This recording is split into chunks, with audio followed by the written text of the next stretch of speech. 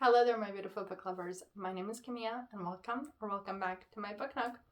Today we have a very exciting sort of a video ahead of us. We are going to look at 10 of the most banned books around the world. These are books that anytime that you're sort of looking for any books that has been banned due to different reason, these are the top ones that come up usually. And as we will see, there's a theme of books that have been really focused on government, the power of government, fascism, totalitarian governments, censorship, racism, sexism, sort of gender roles, and books that are about topics that are sort of has been going on ever since, and so due to that, a lot of times throughout the history, most recent history specifically because of the years that these books have been published, as like governments comes and goes, they have been banned. And so it's sort of a long list.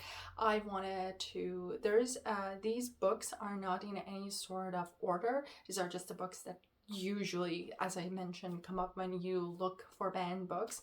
And I thought that since the weather is getting cold, the days are sort of short and nights are long, and it's the perfect time to read books, it would be nice to sort of brush upon these banned books. Some of them you might have already read, some of them it may sound interesting to you, and it would be a good time to pick them up and just sort of take a look at. So the first book that we have for this list is The Satanic Verses by Salman Rushdie. This book, it's about two Indian men that are traveling to London, and while they're flying there, they are under a terrorist attack, and while the airplane sort of falling apart and are falling from the sky, they turn into one of them turns into an angel and one of them turns into sort of a demon. And then by the time that they're like on the ground, we are going to follow them and see how they're going to sort of deal with this new revelation of how they have changed and how it's going to affect their lives and how it's going to affect their personality and the path that they're going to take. And while we're following these two men, we're sort of going to see how the society will react to them, simply because one of them, he has a sort of like a halo and looks like a angel prophet sort of, and the other one, because he has hooves and horns, how the society is going to react to him, despite the fact that right before this event they were sort of close and they were living similar lives in a sense, that compared to how society was treating them. And so this book, because while we're following these two mythical creatures, we are going to see a lot of symbolism, and one of them has a lot of dreams about Islam, and while Islam was being sort of born, and sort of the prophet and some other events that happens during those times.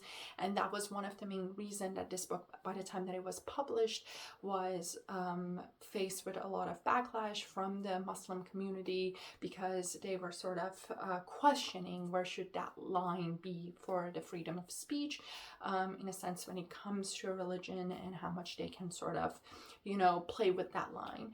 And this book, while it has those elements of religion, it's really focusing on the role of immigrants and how they are portrayed in a new society, and how they sort of always have this conflict with self, who they are, how they're going to sort of blend in this new culture, new country, while they're trying to preserve who they were, and how that creates this sense of losing yourself technically. And so if you have not read this book, if you're interested in this book, this is a book that it's really has elements of magic realism, has elements of fantasy, but also has elements in a sense of historical fiction.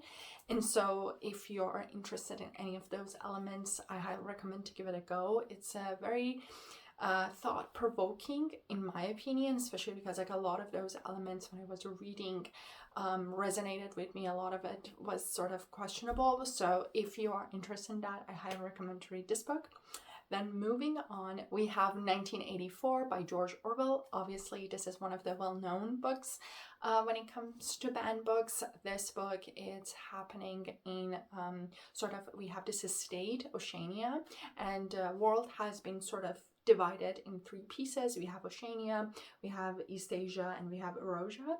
And we are following this character, Winston, who lives in Oceania. He's working for this Ministry of Truth. He is a sort of a minor employee, and his job and the whole purpose of this Ministry of Truth is to rewrite history in a sense that makes sense with the propaganda that this government is trying to push out. And so we have this group, this government, this sort of fictional head that it's called Big Brother, and he is the person that is controlling everything. And so there is no sense of individuality. Everybody, from what they wear, what they do, what they watch, what they what they do at their jobs, it's all controlled. And also specifically when it comes to what is the truth, what is the history, it's all very much controlled. And these people are not even allowed to have thoughts. You know, there are police officers that will arrest you, and there's a lot of punishment for people who have sort of pushed back and try to have that sense of self and individuality. And the whole purpose of this community in this state really is that everybody be just one.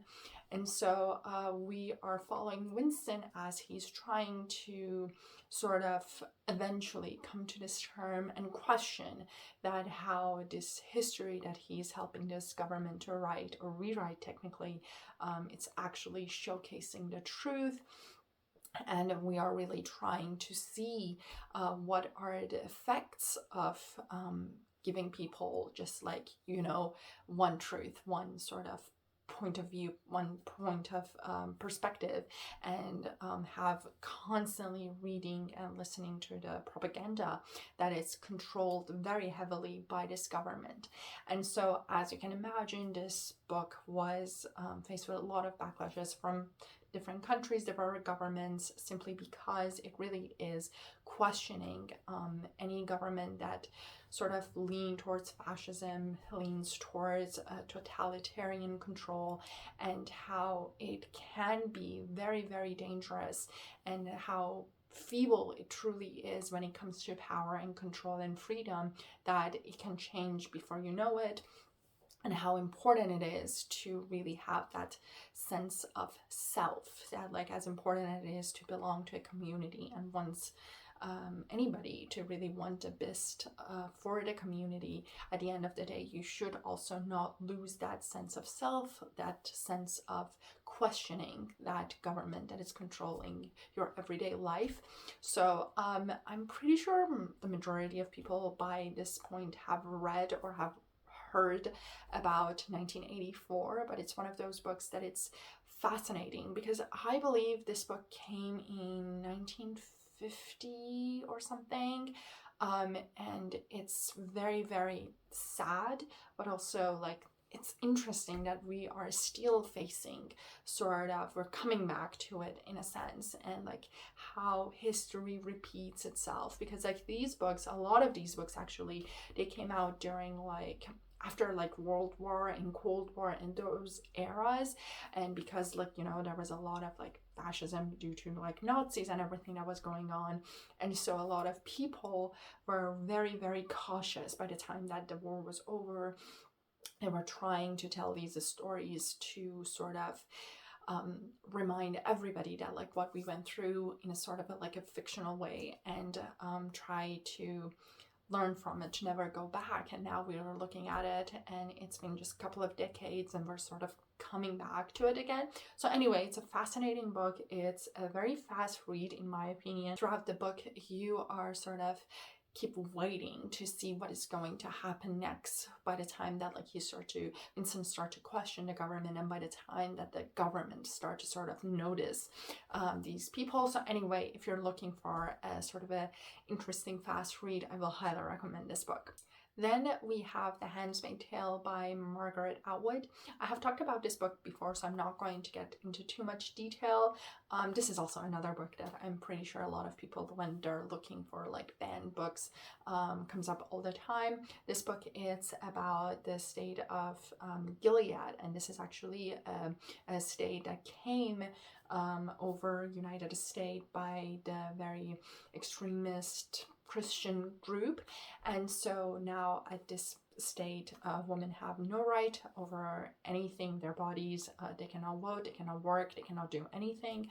And due to the fact that there is extreme infertility going on because of diseases and pollution, there's a selected group of women are still fertile, and they are the handmaids, and they are given to these like elite men to sort of produce heirs and the next generation.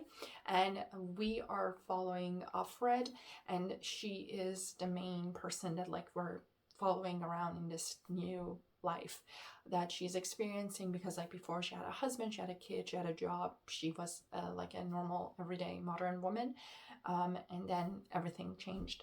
And then as you can imagine, again, this is another book that it's really talking about when it comes to extremist in any sense, when it comes to gender war, sexism, when it comes to, again, how feeble freedom is. And the haunting sort of point of this book is that like how everything started to change at the beginning very slowly, and because of how slow it was moving, a lot of people sort of were like, it will be okay, you know, it's not that sort of serious, it will be fine. And then before they knew it, very quickly everything changed, and like the United States sort of fell, and everything sort of wrapped up after that.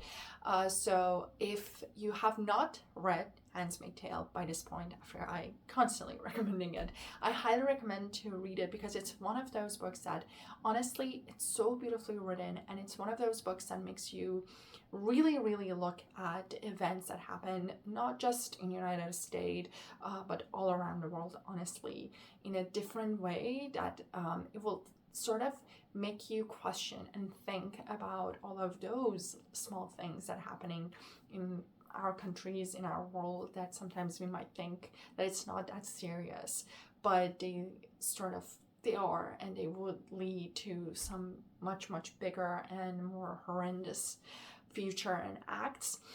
So anyway, it's a fantastic book, and I highly recommend to give it a go if you have not read it yet. Then moving on, we have one of my all-time favorites, and it's The Bluest Eye by Toni Morrison. This book is also another that I have talked about before, and it's one of my favorite. I read it a while ago. This book is about a young black girl, Pecola, and she is living in this small community in Ohio, and she is very sort of focused, and it's her biggest desire to have blue eyes, because back then the standard for beauty was just like white skin, blue eyes, blonde hairs, because of like advertisement, movies, dolls, they all had those sort of like standards. And so as a black young girl, technically she was a child, she felt that she could not be loved because she's not that. And so we're following her and people around her, that community, and we will see that how these sort of unrealistic standards and unfair standards really affect young kids from a young age.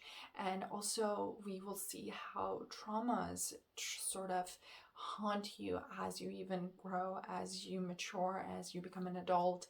And while like we are following a girl that has all of these dreams, but because she doesn't receive that love from some of the her parents, especially because, like, you know, when you're younger, your parents are the first that you really desire the love from, and at the same time we see some of her friends that do receive that love, so they do not feel that need to have that blue eyes.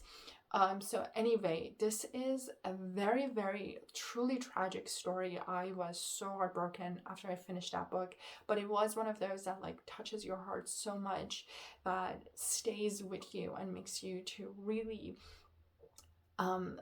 think about it as like once in a while, anything that comes up, you sort of like are reminded by the point that this book was trying to make about not just the beauty standards, but also racism, the importance of community, the effects of trauma on not just a person, an individual, but also a community, that how it haunts generations. And so it's a beautiful book. It was one of those books that, again, especially by the time that it was published, it was challenging the status quo, that like how the beauty was equal to whiteness, to blue eyes, and it made a lot of people of colors to sort of question their own worth. So if you have not read it, I highly recommend it. It's a fantastic book. Be prepared to cry, but again, this is still wonderful book. And then we have The Kite Runner by Khaled Hosseini. This is a book that follows two young boys, Amir and Hassan, I believe. And Amir is from a sort of a more wealthier family, and he and his dad has this sort of worker that he has a son, and it's Hassan. And so the boys, because they're near age, they're sort of very close friend from a young age. And the story, it's happening in Afghanistan, and we're following them and following sort of Afghanistan from like 1970s, so it's before the revolution that happened in Afghanistan, all the way to by the time that the Soviet Union came, and then by the time that the US got involved, and the Taliban and everything that was happening. So we're sort of like seeing the history, the modern history of Afghanistan and everything that was happening. And we are following these two boys, and they are, one of their favorite things to do is to fly kites. And one day Hassan goes to grab the last kite, and Hassan is like such a loyal and just truly a good friend to Amir. They really are good friends to one another, but Hassan is so loyal, and it's always there to support Amir. And then by the time that he goes to grab that kite, there's another kid, and he's a bully, and he sort of assault Hassan, and Amir sees that, but he's so sort of frozen in place, and he doesn't know what to do. And so after this assault and this events happened, Amir, it's so sort of ashamed of himself for not doing anything, and he has so much guilt, but he doesn't know how to really work it through. And so instead of trying to make it work, to talk about it, to resolve it, he started to separate from Hassan and try to sort of put some distance between them. And then eventually because of the Taliban and everything that's happening, Amir and his father, they move to United States, and Hassan and his father are left. And then we're following the story of these two boys and what happens after that. So this book, this is one also another sort of, all of these books, because of the topics that they are covering, they're heavy books, and they do have those moments that are very just traumatizing, really. And this book, it's one of those that actually I admire what the book was trying to do and the story that it's trying to tell, because it's very important to sort of, again, be reminded of how feeble freedom is and how easy it can be taken away. Because post-revolution, Afghanistan was a country that it was living its life. Sure, it was not a country, it was not a first world country per se, what's the definition of that, but still people had their freedom, they were living their lives, they were, a civilization that was living in its own land. And then by the time that the revolution and everything that following of that happened, how much it affected everybody else, everybody that was involved in that country. And so I admire the story that it's saying. But there were moments in the book and topics that, while they're important to be talked about, I didn't feel that they were sort of handled, I don't want to say correctly or incorrectly, but they weren't handled in the way that I would have sort of handled them or wanted it to be handled. So I will say that with this book, sort of go in knowing that there are topics that are a little bit heavy, and again, you might not enjoy how they've been handled, but at the end of the day, again, it's important to read books about the history of other countries around the world, because it's it's very easy to think that we are in another part of the world separated from all of those conflicts. But it's a good reminder to see that those countries also were sort of thinking the same way, that they were living away from the conflicts of Europe, for example, when the World War was happening, and they were sort of not involved in that, but then not something exactly similar, but nonetheless some sort of conflict happened and how it changed their everyday lives. So anyway, it's again one of those books that because of the topics that it was touching, it was sort of banned, especially in Afghanistan and everything, but it's an important story and should be shared. Then we have The Color Purple by Alice Walker. This book, it's talking about Silly. She's a young girl, and the book, it's her writing all of these sort of letters to God. So we're following her story through these letters. And she was a young girl when she was assaulted by her father for many years, and then she was sort of married off to this man that she calls Master, I believe. And we're following her through this struggle till eventually she met this very famous singer. I think it was Chani, if I'm not wrong. And she's the woman that sort of pushed Silly to find her voice, to stand up for herself, to find her own self-worth and value. And we're seeing how she's going through all of those sort of changes to be able to reach to that level. And this is another book. This one, it's mostly talking about racism and sexism, and again, how trauma follows you around, especially when it was sort of inflicted on you from a young age. And this was a book that was really talking about how important it is, especially for women, to have a community of other women, to support each other, to sort of uplift one another. Because women's right is also one of those things that very easily can be taken away. And so it is talking about how important it is to have and find your voice and not allow others, whatever that it is, a community, if it's just one person, if it's the government or whatnot, when it's trying to push you down, to resist that. And so it is one of those other books that the topic is heavy and it is heartbreaking, but at the end of it you still get that sense of how important it is to have love and sympathy, and how important it is to learn to forgive, but at the same time to not forget yourself while you're doing all of those things, and how important it is to sort of find that line of what to forgive and not to do. So anyway, it's a beautiful book. It's, again, a heavy book, but it's one of those that it's important to read.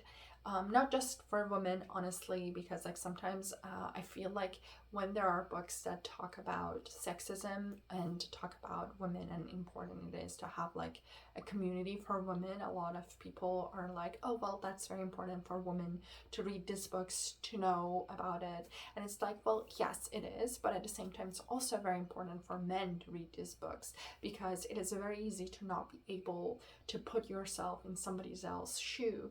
But if you read a book that it's explaining, really like walking you through this journey of how this woman, how this young girl started to really struggle from a young age, you as a man can see how you can do better as a man, to how to be an ally, how to be a supporter. So again, it's a fantastic book. Give it a try. I hope that people will find it very intriguing and thought-provoking. Moving on, we have Fahrenheit 451 by Ray Bradbury. So this is another very talked about book, especially these days, because this book specifically, it's very much focused on book burning and book bans. This is a book that it's happening again in another sort of dystopian state country that is controlled by this fascist government, and they are, one of the main things that they're doing is burning books, because they really want to control how people learn, and they want to make sure that people are very much focused on media, but the media, it's mostly just television and radio, and so people do not have that sense of literature. They do not have books anymore, and they're not reading books. And so this book, we are following Guy Montag, and he is actually a fireman. He's a person that's responsible for burning books, and he's living his life with his wife, and you know, they are very literate. They don't read, they don't have any sort of thoughts for themselves. They are really just following whatever the government is telling them, believing whatever the government is saying. And then eventually Guy comes to this sort of realization that why we're doing this, you know, like he started to question it, and he started to come to realization that maybe this is not the way that it should be. And so we are following his sort of resistance with this government. And so this is another very, very important book, because it's very relevant to this day right now, especially in the US, that we are seeing a lot of book bans, book burning.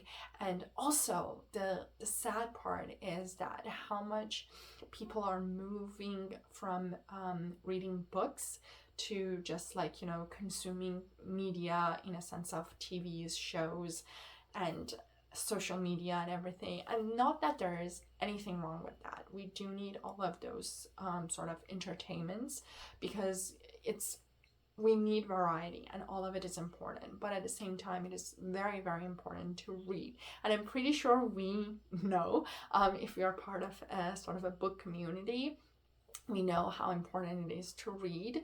But it's also very important to read books such as this. As much as I love and adore books that are like fantasies, I love romance, I love sci-fi, it's very important to also read fiction, to read historical book, to read books that teach us things. Not that the other books don't, but they teach us different things, and we need to have these sort of knowledge passed down from generation to generation through stories.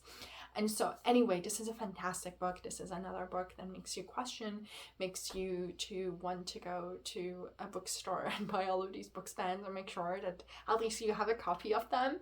And so anyway, if you are interested in those topics, if you have not read it yet, because again, this is also like a very classic, but not very old, but it's an old book. This one, I also believe it came out like 1950s or something. So it's not that new of a book. So I'm sure a lot of people have read it, but if not, I highly recommend it. It's a very interesting book to read. Next is Animal Farm by George Orwell again. This is one of the most classic book, I think, when it comes to not only like banned books, but especially when you're thinking about like books about power, government, fascism, anything of like control of the government, anything of that nature. Animal Farm is really top there. So this book, it's about this animal farm and how the animal were very unhappy how they were treated by the human, the person that was running the farm. And so they try to rebel and get the control of their own lives. And at the beginning, everybody's equal, everything is control, everybody's trying to have that equality and to have the sort of a life that is very sort of happy living for everybody. And then eventually, unfortunately, as that is with power, it comes with corruption, as history has shown. Majority of time, not always, but a lot of times when there is power, there is corruption.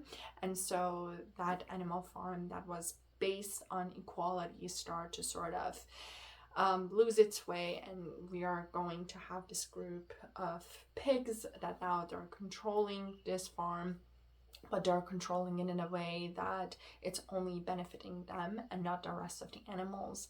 And so the story, it's about that, and it's really trying to show that how important it is to have an eye on power and people that you give power, because at the end of the day, every single government all around the world, they are there to serve the public. They are not there to use the public.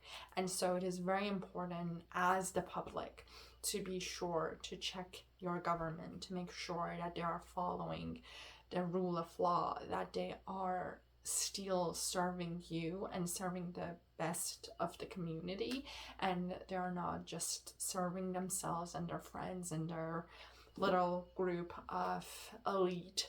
And so it's one of those books that makes you really think about your role and how important it is to not wait till it's too late. So if you have not read it, or it has been a while, I highly recommend to go and pick up Animal Farm once again and give it a read, especially because it's a very short book. It's easy to read, but it's a good reminder.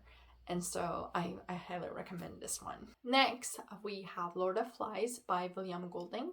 This book, it's about a group of young boys that their plane sort of crashed in the middle of this sort of island that it's nobody's there. And so they are trying to create a civilization. They're trying to sort of find a way to get out of this situation while they're having this like forming this little community civilization. And at the beginning, similar to Animal Farm, similar to anything else, everything is sort of fine. People are following the rule, people have their own sort of job to do, and they're all doing the best for the community, for the group.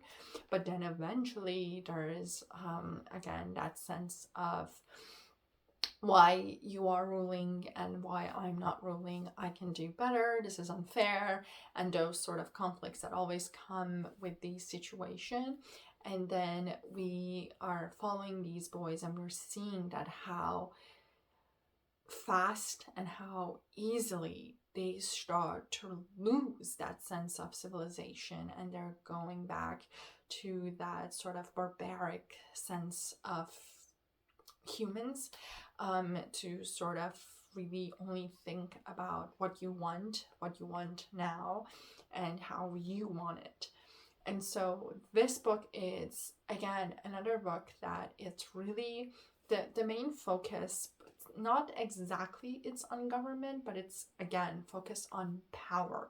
The majority of these books, it's really talking about how power can be dangerous when you have a lot of power, and how it can corrupt you. And again, it's not about everybody, not every single person that has been given some sort of power ended up to be a corrupt ruler. But it's important to always remember to check. And so this is another book that sort of reminds you that it's very easy for us to think that when it comes to hard times, we can still stay civilized, that we can still stay sort of a person with a right and good moral compass. But at the same time, it could be very easy for some people, maybe for yourself, like you might not know it, that you lose that way. And so it's very important to always remind yourself that at the end of the day, we're all human, and truly we're just on this rock for a very short while. And it's very important to not forget that no matter how much power we have, a little or a lot, we should not abuse it, and we should try to do our best to serve the community, and the community is humanity truly, and to try to have some sense of empathy for others. And so again, it's a very good book to remind you of all of these things. So if you have not read it, I highly recommend to read it. If it has been a while, again, with all of these books, it has been a while. If these were books that you read it maybe during high school, early college, and it's been years, I recommend to going back to them and read them again, to just as a nice reminder. And to finish off this list, we have Of Mice and Men by John Steinbeck. This is a very short book, very heartbreaking, and very moving and touching. This book is happening actually during the Depression era in America. We are following Lenny and George. They are close friends, and they always have this dream of buying a piece of land and having their own literal like farm. George is a very small but very witty man, and Lenny, on the other hand, he's very large, tall, but he's mentally challenged. And so Lenny really wants to, have this farm so he can raise and take care of animals. And George wants this farm. I mean, they want it together, but George wants it, so they can have a normal, easy life. And we are following them while they're sort of traveling to finding a job to sort of save money to be able to buy that piece of land. And the story, I cannot say anything else because if you have not read it, if I say anything else, it's sort of going to spoil the story, so I'm not going to say anything else. But this book, it's really, again, this one is one of those that talks about human connections, how important it is, and how easy and fast things can just go wrong, and how important it is to, going back to the previous book, to have that sense of empathy, because a lot of things can be sort of avoided, a lot of conflicts and issues and tragedies, if we have a little bit more of understanding for others, to have a little bit more empathy, to try to understand where they're coming from, to try to understand maybe they have their challenges, to sort of communicate their needs with us.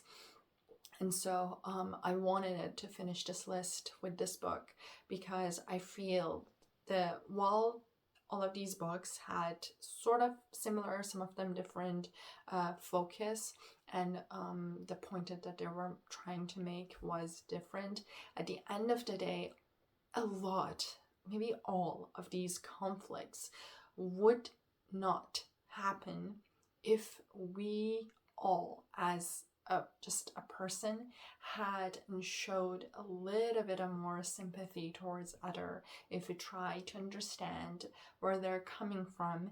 And while there are right or wrong, there are elements that we cannot close our eyes to it or try to even to understand it, because there's nothing to really understand.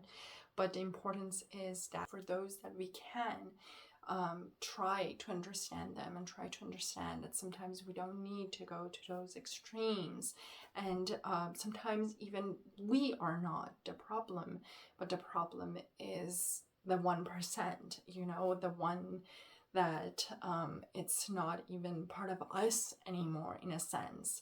So, and that was really truly the main reason that I wanted it to finish this list with this book, to sort of remind us all to have a little bit of more sympathy and show that. And anyway, I hope you enjoyed this very long list. If you have not read some of these books, any of them, I hope that I was able to intrigue you enough to go take a look at them. And if you have read all of these books, kudos to you. Go back and reread them, because the point of a good book is to just going back and reread them again and again. And hopefully, I just wish for all of us everywhere around the world to have better days ahead of us. And hopefully it will be fine. It will get better. It will get easier. And by that being said, till the next video, happy reading.